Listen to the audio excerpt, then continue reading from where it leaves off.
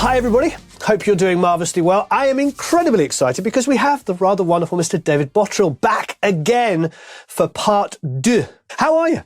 I'm very well. As I was saying, it's quite warm here for mid-February, so we're enjoying a little bit of early spring. Perhaps the groundhog was wrong. All right. Well, we left off, Eric was just telling me, at Mudvayne. So that's 2002. Mudvayne and our tubing trips down the river. Well, we were working in the studio where they made Nevermind. In Utero. I'm sorry. They made Nirvana did In Utero. Oh, yeah, I've worked there. That's in Minnesota. That's, Minnesota. Pachyderm. Pachyderm. Yeah, that's it. Pachyderm. Yeah. I don't know if we reminisced about this last time, but my experience with Pachyderm, and I wonder, was this similar to Mudvayne, is there was 2 reasons to go to Pachyderm. Well, obviously it was, had a nice neve and it was, but the main reason was because it was a long way away from everybody. So It served 2 purposes. In my instance, with the artist I went to, so I'd be intrigued whether this was a similar one, was because he had a major drug problem and we were trying to get him away from a major city. Yes. But obviously the other, you said yes. Yes. Well, so it wasn't the same. It was similar reasons. We definitely went there for sure for the remoteness. And it's really interesting. I was sort of doing some research on some old music just for fun. And I remembered Headley Grange for Zeppelin 4 was kind of the same, that they did the same thing. They got off so that there wasn't a pub really nearby, or there wasn't, a big watering hole. A distraction. Yes, exactly. Distractions. And then also the other reason, which may have played quite heavily into your reason for going there, was to get away from the quote unquote suits. Well, yes. I mean, they in those days, they sometimes were a little bit intrusive, but over the years, I've always tried to be like an inclusive producer. So yes, I would want to get away from the suits to a certain degree, but I would include them in discussions about things.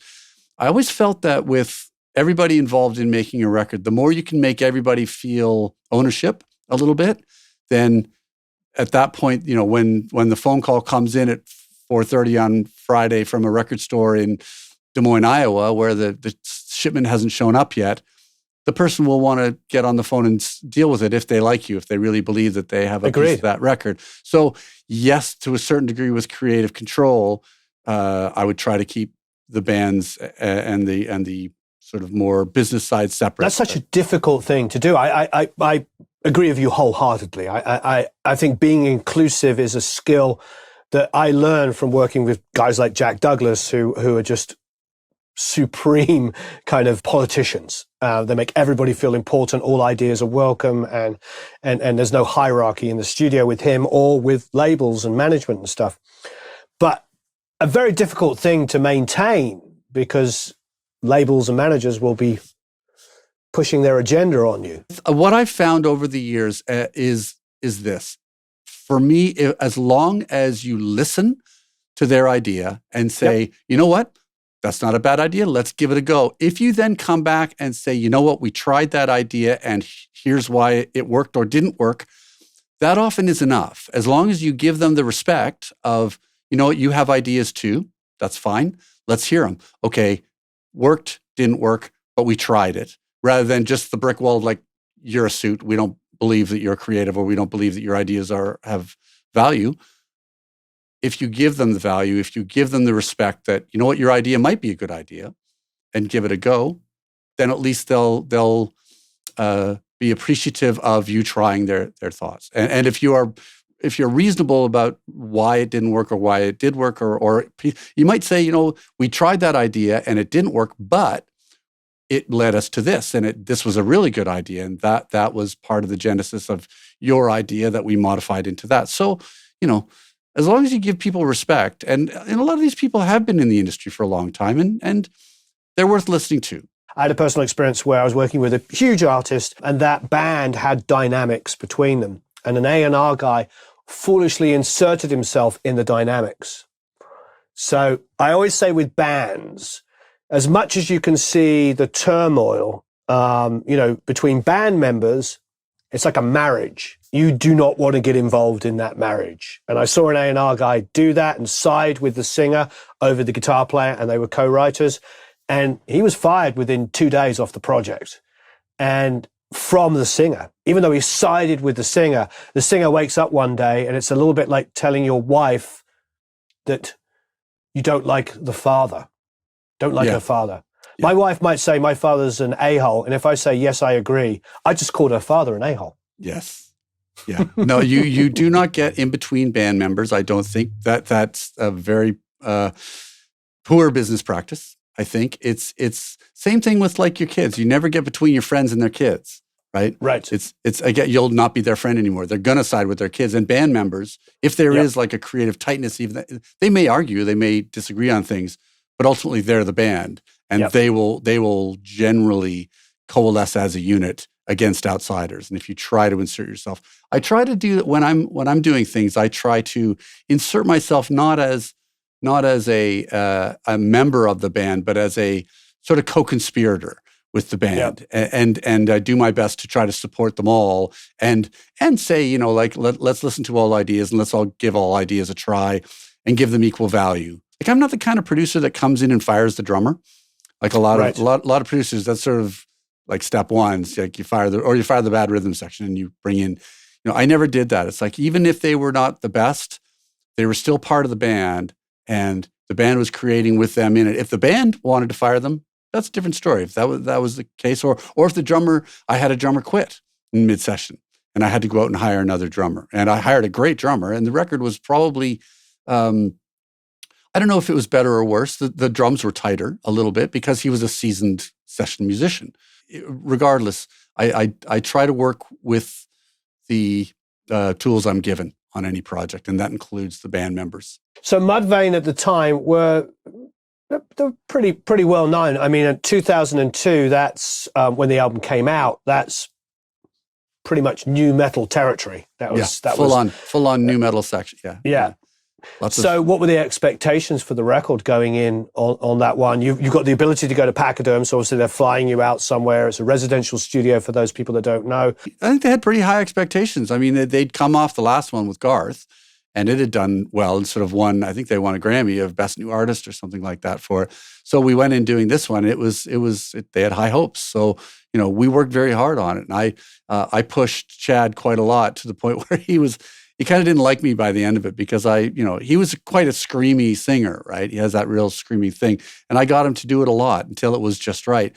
And, he was not happy about it, but the results speak for themselves. It's a great record, and it's done very well for them. I think, it had a couple of hits off of it, and still, I still see the royalty check. So it obviously did enough that it did enough for the label. They were, I think, happy about it, and I think the band were.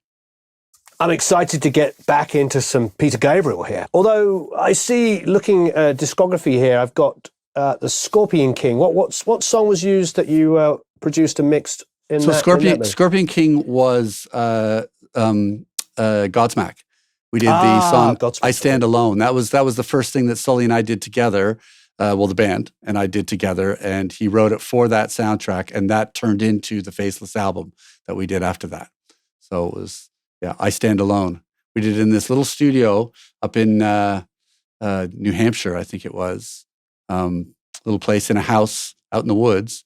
It was really amazing, and this is no disrespect to the drummer at the time, but Sully is a drummer himself. So that what happened was, we were recording the track. He'd written the track, and we were working on it. We were doing drums. Tommy was playing, and it was good. It was sort of working through, but it didn't have quite the thing that I was looking for. And Sully was a little bit unsure about it too. And Sully's like, "Look, Tommy, I want you to do it like this." And he went in and he played it once through. And I was like, okay. So he came back into the studio, and I said to Sully, "Look, let's give Tommy another couple of goes, but if it's not quite right, go in and play this, because you obviously have a feel for it. And this is not any slight to how Tommy plays. It was just for that particular song, that's what was necessary." And Sully's right foot is pretty incredible. It's really strong, right? It's consistent, and the kicks were solid and consistent, and the tightness of the way he plays. It's just that tightness, and it's very, very concise, and is very precise in what he plays with a lot of power. And that's what was necessary for that song. And so he went in and he actually tracked the drums on that song. That makes sense. I mean, as a writer, I mean, that's obviously the story of Dave Grohl with the first Foo Fighters record. He toured with a band after that. But yes, there's something unique about the songwriter also being a world-class drummer, means that they can get all those pushes, all those It's a bit like, and maybe you can expand upon this. I know a lot of the times with heavy music of that period, for instance, the guitar player would also end up playing the bass lines. Yes. Because you'd have like that, and to match that exact groove and feel, it was just easier to hand the bass over to the guitar player to play exactly the same rhythm. Well, if you think, funnily enough, of Mudvayne, going back to them very briefly, Greg would play the bass lines essentially, and Ryan was like the lead player, and he was the bass player. But his bass playing was quite flowery and involved, but holding down that solid groove was Greg and Matt, basically. The great Peter Gabriel again. Now, you were telling me with Up, was this a song that was left over from Us? Yes. Yes. So we recorded the song for us a number of times. And then when they went on to work for the next record, they took that track, reworked it, but there was still a lot of the stuff that I had recorded on there that was still used in the final mix. The way Peter works, it's a constant reworking, rejigging, changing, overdubbing on top of, building things.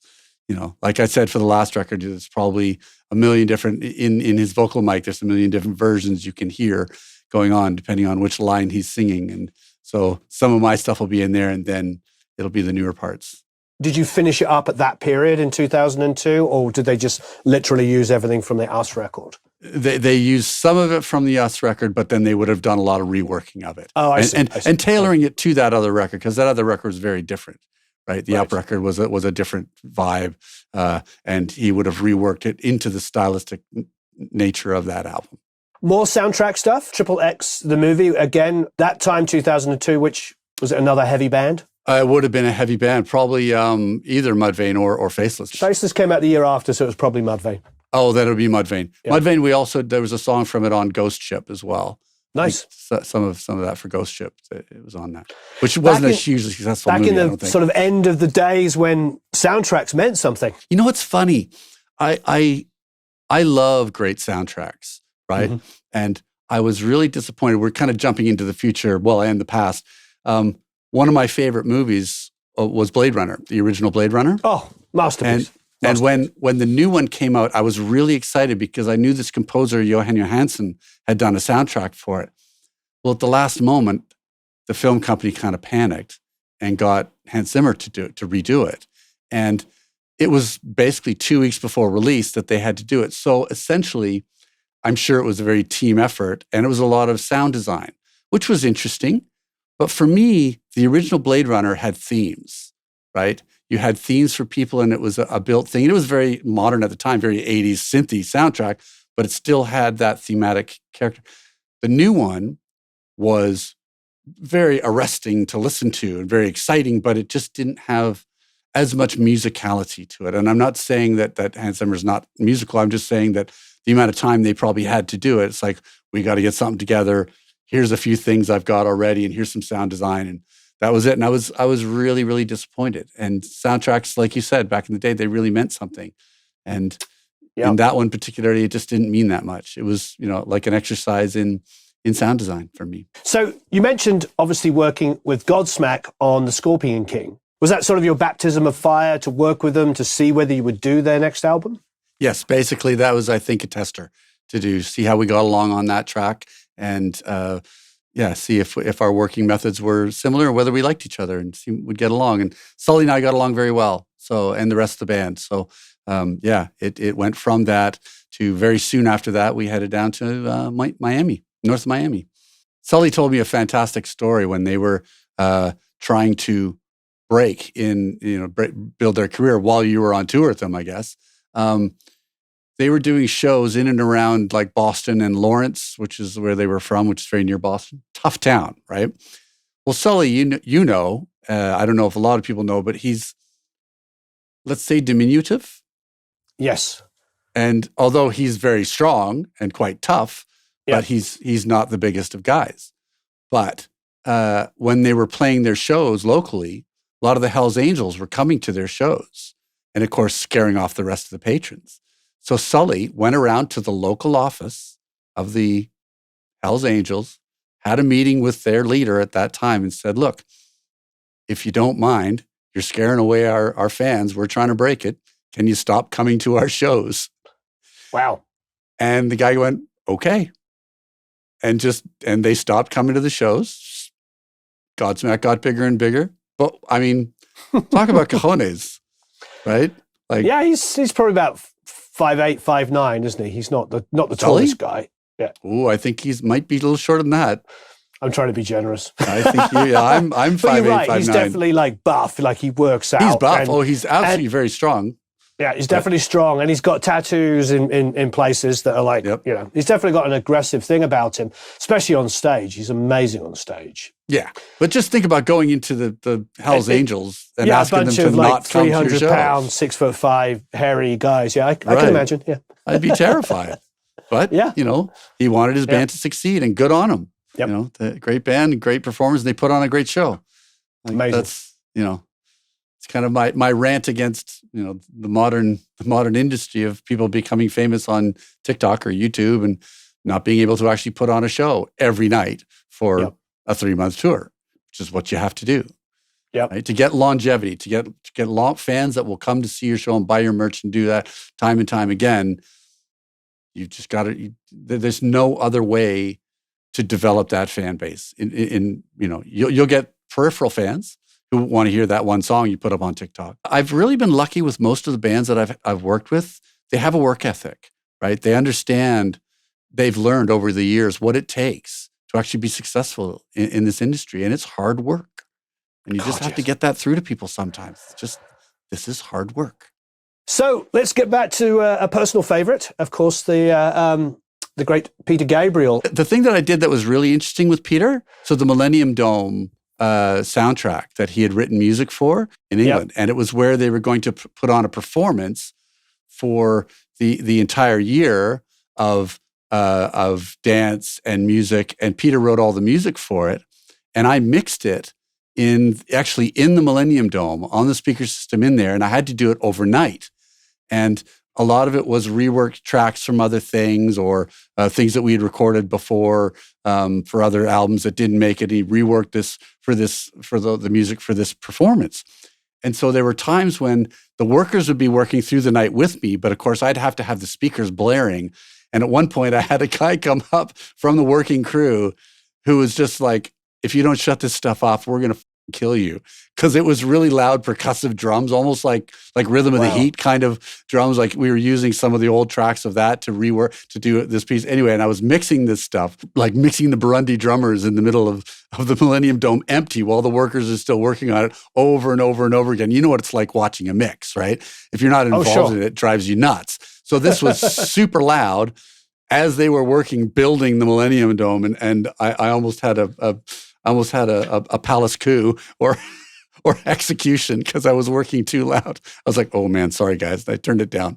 But so I did the whole soundtrack in a sort of surrounding, like it was very early. It wasn't Atmos, but it was very early multi-speaker system all the way around this huge dome. And it was called OVO. And I had to mix it overnight for about 3 months up until the turn of the millennium. And then it was in 99. And then they played it for the next year in the Millennium Dome as a performance. Did we touch on Joni Mitchell? Did we touch on that earlier? No, not at all. So early on, when I was working, so after we did the So album, Peter was writing and doing other things, but his studio was sort of sitting empty, and I was sort of taking care of it. Well, at the time, Joni Mitchell came across, and her husband, Larry Klein, the time, Larry Klein, was doing a record with Ben Orr. Ben Orr, the singer and bass player from the Cars. Amazing. They were working at the studio called the Wool Hall, which was over the other side of Bath, and it was owned by Tears for Fears. So he was making the album there. Incredible. Joni was there as well, but she wasn't working on a record per se, but she saw that there was a studio open, and Peter said, just come and use my studio. And this was like a cowshed. It wasn't like the studio that Real World has become. It was just a barn. And so she would come, and Joni, bless her, was very nocturnal. And Oh, I was okay. not very nocturnal. So we worked for about a month in that studio, and then Christmas came, and so I left and went home for Christmas. But it was a challenge to do because I had a hard time turning my day 180 degrees around, starting at like 7, 8 at night and going through till 7 in the morning. That was a challenge. I mean, one of the things we did with her, and we recorded some at there, and we did some at the Wool Hall too. And for that song "Secret Place," we actually got her guitar and recorded it. And I did that technique of like speeding the tape up, speeding the tape, slowing the tape down, and recorded it. And instead of recording it just like a double or maybe 3, we did it on a full 24 track. And so she played the song through that many times, and then we bounced that down into a stereo file, and it became this whole shimmery, rich guitar because it was done essentially, all the way through the song 22 times because we needed the time code. But other than that, yeah, it was great, and it was one of my first experiences of multi-tracking that much the same thing, and it was really exciting. Like how you do if you do like electric guitars sometimes that much, they actually get a little smaller. Yes, like if you gang them up too much, then they just turn into this tiny little sound. Well, with the acoustic, because we had let the natural chorusing and the speed of the tape go up and down, it turned into this huge shimmering thing. It's really beautiful. I suppose I'm thinking Jeff Lynne, of course. Yeah, sure.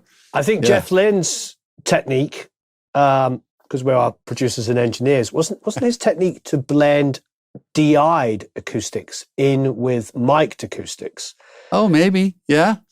Yeah, that would work. I don't love the sound of a DI guitar straight Not by on itself. its own. Yeah. Yeah. Yeah. But in the blend, yeah, that would be interesting for sure. As long as it wasn't like one of the most featured ones. Right. It's funny. One of my least favorite ones are those when you have those nylon string DI guitar. Yeah. It's just those are horrific. Yeah. Yeah.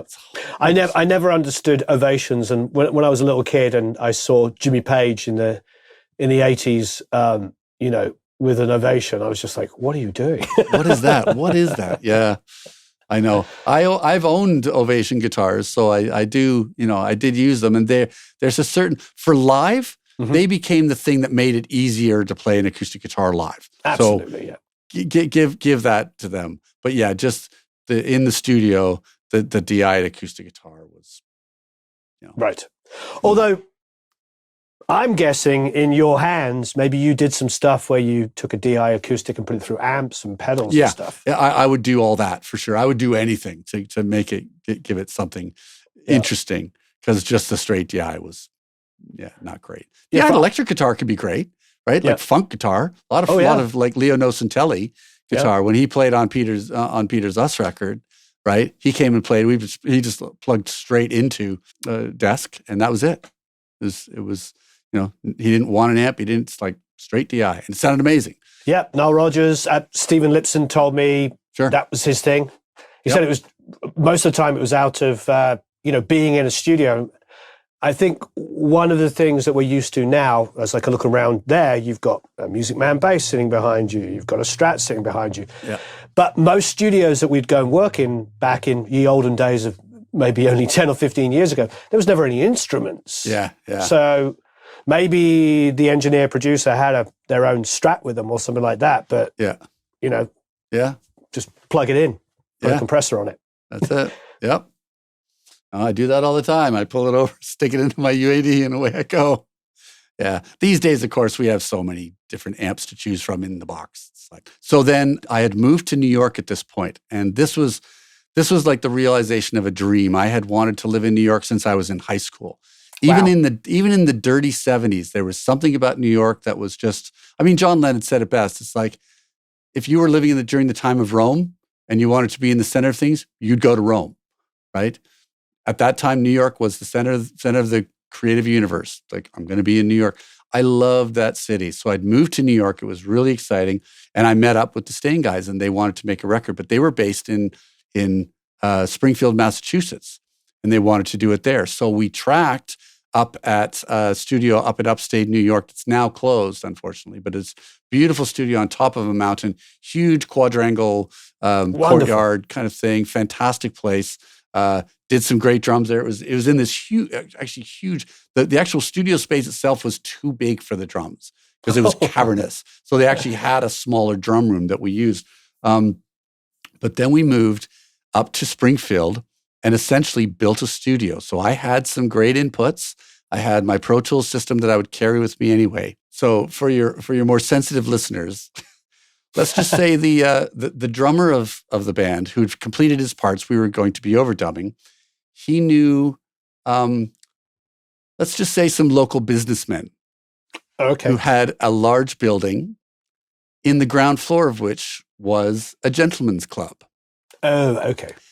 And that club had 2 floors, and then there was a 3rd floor. Well, Staind had the entire 3rd floor of this essentially huge industrial building. So all of their staging was there, all of their storage. They'd rehearse there. So we built a control room. And I had them, they said, what kind of size should it be? What dimensions? So I gave them a sort of shape, trapezoidal shaped room to build. And I put in all my gear, brought my microphones, and they had some microphones. And we did all the overdubs there. But in order to get into the studio, we had to go to the gentleman's club. So we'd show up at 11 o'clock with the girls, walk into the well-lit and dramatically less romantic-looking gentleman's club, walk up the stairs, through the VIP rooms, up through a back door, and into the studio. And that was about 3 months of making a record up in Springfield, Massachusetts, above the strip club. You said the word strip club there. I don't know if we were talking about this on camera or not, but yeah, there's definitely people who like to get into the music industry, start a label, start a recording studio for the glamour of it all. But it's, I don't know, many people have said this. I'm sure you've uttered these words yourself. If you're getting into music to make money, you're getting into the wrong industry. Absolutely. No question. It's not dissimilar to the rich guy who's made a bunch of money and wants to open a restaurant. Right. It's the same Was thing. it 90% of all restaurants fail? Totally. Yeah. Yeah. And I don't know that 90% of studios fail, but yeah, I mean, if you more don't like know 95. if you don't know what you're doing, I mean, you should set up a small studio in your bedroom first, right? Or do it.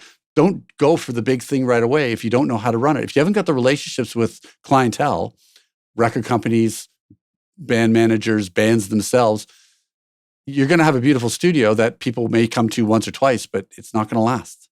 It's a real problem. You're kind of on fire because of the genre. You're mixing a lot of records as well. Yeah. In that genre, the Mudvayne record and others. Yeah. The Nothing Face album, that was TVT. That was great fun. Yeah. The Tommy from that band actually ended up going off and becoming part with Chad, and they became Hell Yeah. Coheed and Cambria, I see popping up. Yeah. That was another big band of that period. That was great. Yeah. Great music. I love that record. That was really great to mix. We did that in New York as well. Fantastic. Catchy little title. Yeah. I can't even say it all. Good Apollo, I'm Burning Star 4, Volume 1, From Fear Through the Eyes of Madness. Yeah. Well, they were one of the original. They were one of the original comic book as well as album bands. Right? Right. Like they had a talking bicycle in a comic book, and like you do. But you know what? Their fans adore it. This is the thing, is like they found a fan base that loves that sort of thing. Remember, that was the sort of the time when like online zines were really starting big, and comic books were coming into their own, graphic novels, right? Were coming into their own as being really like valid pieces of art. I remember like Adam from Tool, he would turn me on to a bunch of graphic novels. He's the first one that showed me Hellboy stuff, and but it was becoming a thing, and Alan Moore and the Watchmen was becoming a thing, and Dark Knight was all of a sudden a thing, and so I mean that was that genre really took off at that time, and Coheed was kind of going along with that, developing a storyline. They were in progressive music, so they were already telling stories. This was just another outlet for those stories. It makes perfect sense, doesn't it? I mean, look at Gorillaz with Jamie Hewlett. Totally. Tank Girl. It makes sense to connect all of those dots, and I wish there was more of that. I mean, there is a lot of that, but that was a really good time for music you're talking about there, where I think Tool themselves with those, I know we're going back to our last video, which for everybody, if you haven't seen it, please check out the first video we did with David. Their video production skills were just out of this world, especially right at the beginning when they didn't have any money. Unbelievable. And well, Adam was an animator before and a big fan of the Brothers Quay, and had done like a lot of the special effects for Terminator 2 and Jurassic Park. He'd worked on those albums, on those films rather. So, but yeah, I mean, going forwards into the sort of graphic novel things, and what are the biggest film franchises out there right now, right? The Marvel universe, the DC universe, like those are the things that are huge now. And a lot of like music gets into those now. A lot of like more modern rock music gets into that, which is great. So it's sort of like feeding off of each other. It makes me, go back to Peter, of course. It's like, these are the kinds of artists that it's, I think we talked about this last time, so I'm in danger of repeating myself. The sort of completists, the Bowies, the Gabriels, the Kate Bushes, these people that everything is part of the vision. It's just a work of art. Yep. Peter's a national treasure, really. Peter often has like pieces of art that go along with the music as well, right? There are pieces of art that when we released the Us album, he commissioned the number of artists for the number of songs to all do a piece inspired by that. And so, incredible. Yeah. It's always been the visuals, the storytelling, the entire culture, really. Even though this was a compilation album, he's probably one of the few people that could do an album entitled Videos. because the video content is just so unbelievable. Sure. Yeah, but play the videos. The collaborations album, I presume, is that chronologically correct? 2005 was Sinead? Again, that would have been probably something that Sinead did with Peter. Right. So, but you've got a mixing credit and an engineering credit on it. Oh, okay. Yeah. I have credits on some records that I'm like, did I work on that? Yeah, a lot of the collaboration stuff will be stuff that I've done with people along the way, and it's just made onto an album. Yeah. So, yeah. And then more new metal stuff, Skillet. Yeah. I mixed that. So here's the thing. When I was living in New York, my dream city, and I had an apartment in the West Village, and it was the best. And about a year and a bit after I got that apartment and was kind of ensconced and enjoying living in New York, I met my now ex-wife who lived in Toronto. I met my now ex-wife. Yes. And we got together. And so it's funny because when I was doing the Stained album, I was also partly commuting back to Toronto for the weekends to see her. So I would work in Springfield all week long, drive down on Friday night, try to make the last plane out. If I didn't, I'd take the first plane out in the morning with this cheap little airline called Jets Go. And it existed probably for about 4 or 5 years. And it was like about $120 to fly to Toronto and then back. And then on Monday morning or Sunday night, I would catch the plane back to New York and then drive back up to Springfield and work the week. So I was commuting back and forth from New York and Springfield to Toronto. So after the Stained album and after being there, I ended up moving up to Toronto. So I started working a lot in a studio called Metalworks. And that's when I made mixed that Skillet album. Where's Metalworks? Metalworks is in a town called Mississauga. Oh, I know Mississauga, yeah. Okay, so it's kind of like a suburb of Toronto, but it's kind of its own place as well. Now, over the years, it's grown up to have a city center. And sure. Yeah, so it's run by and owned by a guy called Gil Moore. Gil Moore was a drummer, and he was in a band called Triumph in Canada, which is like a power trio. Yeah, much like Rush, but not quite as famous as Rush, but still did very well. And this place was their rehearsal, and Gil ended up buying the parts of the building, and then ended up building a studio. And now he's got Metalworks Institution, which is a school, and it's one of the top music industry schools in North America, and they teach that's wonderful. both music production and business and live and lighting, and it's incredible. A huge place. I've got a great relationship with them. We do a lot of work there with my charity sometimes, and so I did a lot of mixing up there, Canadian bands and bands like Skillet. So Silverchair, you still have a strong relationship with them? I see there's a bunch of mixing credits around this period as well. Yeah. So what happened is they were doing, after we did the Diorama record and Daniel got sick, he then came back later on to do Young Modern. They didn't call me to produce it. He was working with Nick Launay, and there was an engineer that was doing some production, and Daniel was doing some production. And they'd gotten to the point where they were sort of unsure as to where to go with the album. There was a lot that had been recorded. And Nick had to go. He got hired to do the Arcade Fire album. So he was sort of finished with what he was doing. So John Watson, who was Daniel's manager, called me up and said, look, we've got this project, this album that we're working on, this number of songs. They just need a little bit of an outside view on it. So they sent me the tracks, and there was a lot going on. And so Daniel and I spoke, and we removed a lot of things, did a little bit more, and then I mixed it again at Metalworks. He came over, and he was in great shape at that point. He'd gotten healthy again. He was really funny and excited, and so we came and we did the mixing all in Toronto, Mississauga, at Metalworks.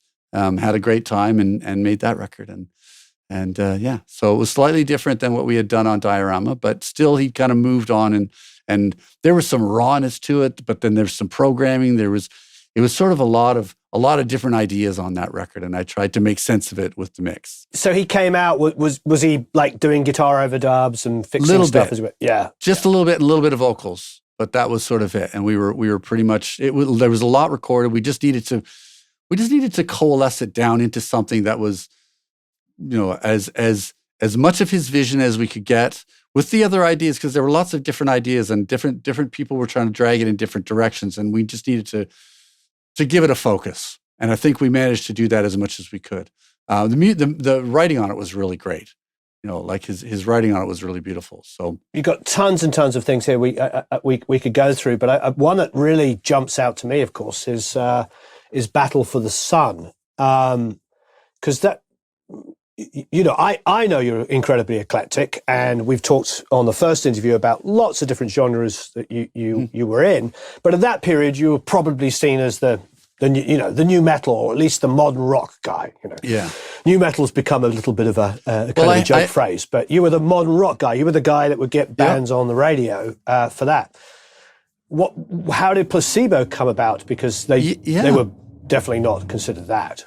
Again, it's like bands find me, and I guess Brian just had heard things that I'd done and liked it, and we met up. We talked about what kind of record we could make, and they said, "Yeah, let's do it." So we came across. They came across to Toronto, and again we recorded at Metalworks, and made this thing. We did rehearsing in London first, and like I like to do, go through all the songs, make sure they're as solid as they can be, make sure they're as cohesive, and the vision of the artist is being realized.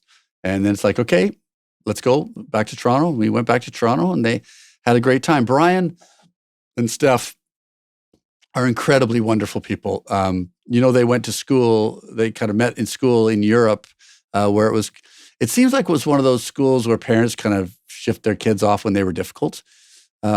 And it was like an American school in Belgium or something like that. Anyway, they met there, and they realized that they were both, I guess you'd call now, it's like what you call now is non-binary people. So, I mean, Steph is pretty much just straight gay. Brian is, sort of somewhere on the spectrum. And that probably was a lot more difficult than it is now. But incredibly creative, huge fan of lots of old glam music. And, for me, I loved working with Brian and Steph, really talented people. Brian always had, sort of challenges that he would always have to overcome. And there were times where, he would disappear for a few days. You'd have to try and go find him and get him back and do that. But, like a lot of artists, he struggled with, abuses of different things. So, but when he was there, and when we got, the record that we ended up making, I thought was really great. Some really beautiful songs on it. And again, a pleasure to work with. Some of that feels like a little bit of a Silverchair kind of feeling as well. Obviously not direct comparisons, but working with an artist that maybe is pushing against different things. Yeah, different challenges, for sure. Different challenges, yeah. I do feel like, obviously, for being British, as I'm sure you understand, Placebo just kind of slots into a lot of, a lot of our bands were, for want of a better word, very camp.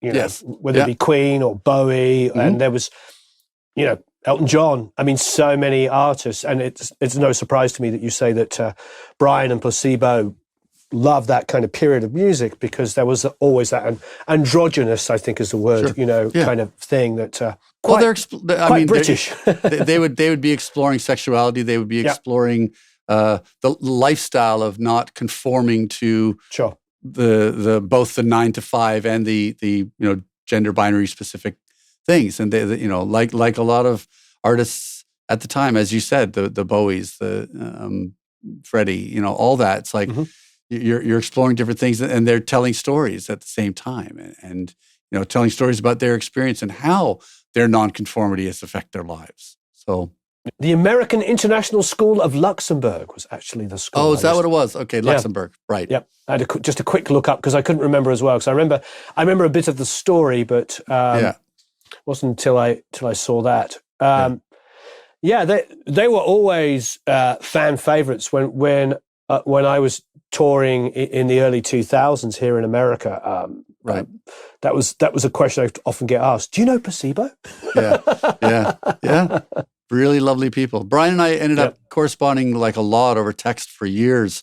I haven't heard from him in a while, but he would message me like when things would go bad in the world. Like something would happen, somebody would blow something up somewhere, and he'd text me. He'd be very upset, and I'm sure I was on a list of people that he would. He'd reach out to me, and we'd chat for a bit, and then 6 months later, something else terrible would happen, and he'd text me again, and we'd chat again. But incredibly sensitive person, and the world's troubles weighed heavily on his shoulders, I think. Again, I mean, super like artist, visually really striking. I know we were getting a little melancholy for the times of touring and the hard work. And then we've touched upon like the artistry of the Peter Gabriels and the Kate Bushes and the Bowies, the people that are like completists. They're like dancers and painters and movie directors and songwriters and producers and musicians and everything. Placebo definitely had that. They definitely had that. Everything about them was a statement, and I love that sort of period. And they really exemplified it for me because it was kind of a post Britpop. They weren't quite at the height in the middle of the Blur Oasis time. They came just like 3 or 4 years later, but they really created something really super, super unique that harked back to, I don't know, a time when rock stars were rock stars, when they had something to say. And this is something that I miss, Warren. I do. I love the mystery of not knowing everything about a band and not knowing everything about an artist that I liked. There was something. Now you'd read magazine articles, you'd have Cream or you'd have NME or something. You could read a little bit about them, but they weren't as accessible as they are now. And it's sort of, like it's very quick that artists will go from an artist you want to go see live to appearing in a television commercial now. And for me, it's kind of, it's lost a little bit of charm and a little bit of mystery. I do wonder, so what do you think about this? Because the same things bother me as well. I think there's so much emphasis, like I love education, obviously. Education to me, learning the technical side and teaching the technical side of what we do is super important to me. But when the music starts to be analyzed in chords and melody, etc., I have no problem with that. If I love something and I want to reproduce it, of course I'd love, what was that chord sequence? What is that melody? Why is that note? What's suspending and creating this tension? Of course I love all of those things. But then all of these artists we're talking about don't think that way. None of them. Even the biggest, most successful. There's no way you're sitting with David Bowie who's going, well, I was thinking about the Mixolydian going to the Phrygian, and that just didn't happen. and I feel like when we go too much down the rabbit hole of analyzing that stuff so heavily, we miss the spirit of what makes art and creativity so unique. I think that the best who know those things are able to transcend it. And so, like the Robert Fripps of the world, they'll learn those scales, or Josh from Stone Sour, right? He'll go into these different scales, but then learn them, and then so much, and then just let it flow, so that you're not thinking about necessarily the technique of it, but you know the technique so well that what you're feeling in your heart can then come out of your fingers without having to go through your brain first.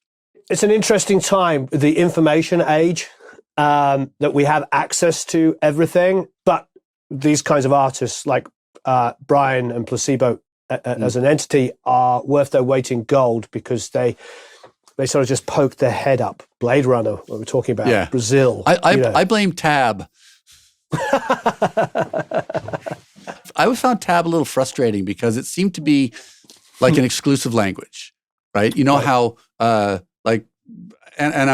can't read music very well. I can, but very, very slowly. But at least it's universal, with transposition for horn instruments, for example. But basically, it's still the same notes. You're still speaking the same language. Tab is purely fretted, stringed instruments. That's it. Right. It's only for guitars and bass. It's not for anything else. So it always felt a little bit exclusive to me, and it always bothered me. I was never a big fan. I understand how it can make things easier for people to count and learn to get, string, fret number, blah, blah, blah. You get the idea of it, but it always felt a little bit, just sort of exclusive to those musicians only. We're blessed at a time where technical virtuosity is through the roof. When I was a kid, I knew 20 people that played guitar in my local village and town, and that was great. But there were all like massive differences of level. Some were strumming along and playing in bands that way, and others were, super technical. But the ones that were super technical were like pretty minimal. Now, we open up our Instagram feeds, and there is scrolling through hundreds and hundreds of guitar players from all over the place, even just in the local area, that are sitting there learning all the technical things. Yep. And there is a swathe of YouTube channels that promote the cleverness about the music, and there is very little support for the creativity. We're always wondering where the next this is coming from, or the next that's coming from, and it rarely, if at all, ever comes from a music school background. Even Genesis, going back to Peter, yes, there's an intellect. I mean, they came from Charterhouse, and that was a very, very good school with a massive history of, especially in that late 60s period. There's a documentary on it, came out years ago, about how they kind of like did they changed the rules, didn't they, of schooling. Sure. They basically were like, we're going to support creativity. And if Genesis were the only band that was produced by Charterhouse, then they obviously that worked. That worked, yeah. Hey, the Rolling Stones were London School of Economics, right? So yeah, exactly, yeah. There is, I suppose I'm just opening a big can of worms here, because I feel like it's the creativity that always wins. Always wins. But you know what I find is that what maybe we're missing in some cases now, and I've seen this with, I had a good talk actually with used to be the president of Warner Canada here, who's a friend of mine, and he said he's been working. He worked for a number of times with a lot of young kids from wealthy families, and he found that they might be really talented songwriters, but they just don't need it that much. Yeah. And there's something about, unfortunately, economic disparity that makes you hungry. Like, when was one of the best times of British music that came out, right? The Clash, and the Specials, and the Pistols. They weren't rich kids. 76 to like 85 is just the ultimate period of creativity. Like, and what were their options? Yeah. Was it be in a band, or if you could get a job at the docks, or if you could get a job in the mines, or there were no options. So it's do this or starve. So there's something about being hungry that feeds creativity. I'm trying to think of the polite word to use, or just being screwed up. Yeah, there is that. You can be wealthy and screwed up and be creative. Sure. Yeah, you that's need true. something to rail against. Yeah. I mean, that gives you a story to tell. That's for sure. Yeah, definitely. Right, an expression Yeah, no, I completely concur. I mean, there's, the heavy metal, the British heavy metal was all born out of, almost entirely from the Midlands and the North, where there was Yeah, a ton of poverty. And sure. you hear Tony Iommi and Ozzy and all talking about that it was either working, in a canning factory or milling stuff, because obviously Tony lost his fingertips in a milling machine, didn't he? Yep. I paraphrase because I don't know the exact quote, but to reinforce what you said, Segovia said something to the effect of, all of my best students gave up. Now, that's me paraphrasing, but the spirit is, when things come easily to people, it's more like, okay, next, what else can I do now? Yeah. That's it. Things have to be difficult, and things have to be not just handed to you to make you. It's much like anything. To appreciate something, you have to work hard at it. Mm-hmm. To become really special at it, you have to work really hard at it. Malcolm Gladwell's 10,000 hours. I don't know if that's really still a thing, but there is something to just you're mastering something, and it's not necessarily just sitting in your bedroom and playing. That's one thing, but it's also getting out and performing and like, we work in the world of live music. You've got to be out performing. You've got to know how to engage a crowd. You've got to know how to play the music and tell the story and engage the crowd. This is I go back again to like the world of TikTok and the world of YouTube, and it's like your audience isn't staring at you. You've got to know what it's like to be at the bottom to know what it's like at the top. Right? You have to know how to be booed off stage, right? At some point in your career, and then get up from that and go, you know what? I don't care that I got booed off stage. I'm going up again. I'm going to try that again. The ones who get booed off stage once, it's like, oh, okay, I'm done. Well, that's it. And if you're not hungry for it, if you don't have to do it, then you end up finding the next thing. So what are your days like now? Are you looking for artists to develop? Is that something that you enjoy? Yeah, I'm working with a young artist called Blackbird. She's from Toronto, and we're working. She's a very, I'd say like if Adele were a little more rocky, she's got that kind of big voice, but really passionate, really powerful. She's a fantastic singer. I'm working with a band called Crownlands. They're a Canadian band. They're signed on Universal Canada. And it's a two-piece. We just released an 18-minute single. Wow. They're obviously a progressive band. Nice. And the singer is non-binary.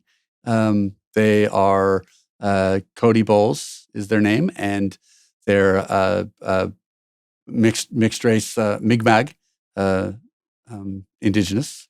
And then Kevin, the Como, who's a guitar player, he's so Cody sings, plays drums, and Kevin plays guitar and Taurus pedals and everything else. And they do prog delight music, not all about Indigenous issues, but some. We're just releasing an album in the next couple of months. Yeah, I saw on your resume, White Buffalo. White Buffalo. By Crownlands. Yeah. That was the last major single that they had on the EP, and then we're doing the album. Yeah, they just released it much similar in the length of name as the Coheed and Cambria, same sort of thing. So that seems to be Joni as well. Because I think that work you did came out on Love Has Many Faces, a quartet, a ballet, waiting to be danced. I think that's the thing for you. Okay, you work on albums with long titles. There you go. Certainly more than anybody else. I'm doing a lot of mixing at home too. Like I've got my studio here, so I do a lot of mixing and remote productions. In fact, too, I'm doing less of the air miles and more of the Zoom. So it's a band in Germany that I'm working with. I did they're called Siska's Element. They send me a track and I'll do some production on it, send it back, and then bring it back and mix it. And then a band called Moonshot from Finland. Nice. I did go over and do a band with a record with their previous band, but that's dissolved now, and they become Moonshot, and they send me tracks and we do Zoom. I walk them through vocals and produce their vocals from here, and then they send it over for me to mix. Or amazing. So Are you yeah, using audio movers for that? I use audio movers. I've tried the Lander plugin. I haven't quite got it working yet, but it's another possibility. But oftentimes it's audio movers and Zoom or Google Meets or whatever. So I've got a pro Zoom account, so I can go forever on it. Good. Yeah. Like, we can only work for an hour. It's going to come up any second now. Sorry. That's right. That's it. We have to get back on. It's a real pain in the butt. So yeah, I pay for the. I've been in those meetings. Your home setup, are you breaking out and using hardware? Are you mixing, or are you mixing almost entirely in the box? I mix entirely in the box now. There were years where I've done hybrids. I had a studio here in Toronto, and I had a SSL AWS 900. And so I would do hybrid mixing, some through the console, some through Pro Tools. But I sort of consolidated down into my place here, and it just kind of got less and less. And I was plugging less and less in. And I was like, you know what? I'm just not using it anymore. And for recalls, when you're getting recalls for multiple projects in a day, you can switch back and forth from different bands and different things that you're working on very easily. These days, everybody wants specific recalls with just little tiny movements, and be able to do that with the old plug and play system. It's never quite the same. If you have an SSL and you're redoing the thing, it's always a little bit different. So I found being in the box, just from a business standpoint, made it a lot easier. And these days the quality of the IO systems are great. I use all the UAD stuff.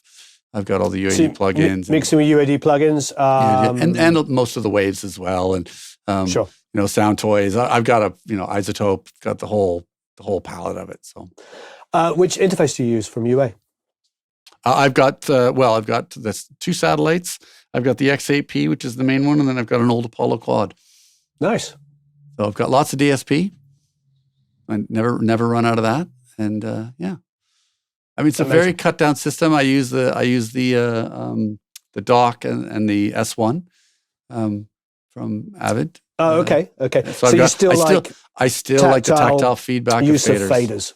Yeah, can't get away from that. I've tried to do just the little mouse thing, just doesn't work for me. Even if it's just I've just got a bank of 8 and my one main one, and you know what? There was a game changer a little while ago where you could actually customize on the dock a lot of the plugin settings. So I've got the knobs on the dock that I can use for all of my compressors that always have the threshold in one place and the input in the other place and the output. It's always the same. So I'm always just grabbing the same thing. It's very, very quick.